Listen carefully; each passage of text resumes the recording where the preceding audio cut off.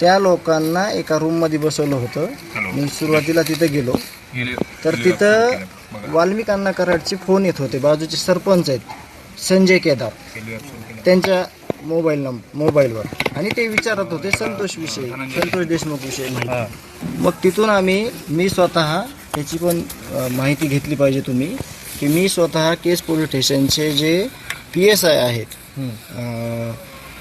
आनंद शिंदे साहेब, त्यांना फोन केला आणि मी स्वतः आनंद शिंदे साहेब ते नांदूरला होते. त्यांना म्हणलं अर्जंट या, काहीतरी भांडण झालंय. तर ते तिथं आले आणि आम्हाला मुळात भांडण करायचंच नव्हतं.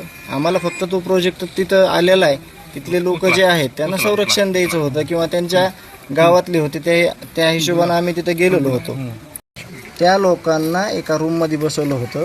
मी सुरुवातीला तिथं गेलो तर तिथं वाल्मिक अण्णा कराडचे फोन येत होते. बाजूचे सरपंच आहेत संजय केदार, त्यांच्या मोबाईलवर, आणि ते विचारत होते संतोष देशमुख विषयी माहिती. मग तिथून मी स्वतः त्याची पण माहिती घेतली पाहिजे तुम्ही, की मी स्वतः केस पोलीस स्टेशनचे जे PSI आहेत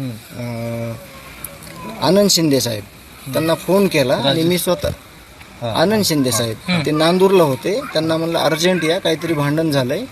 तर ते तिथं आले आणि आम्हाला मुळात भांडण करायचंच नव्हतं.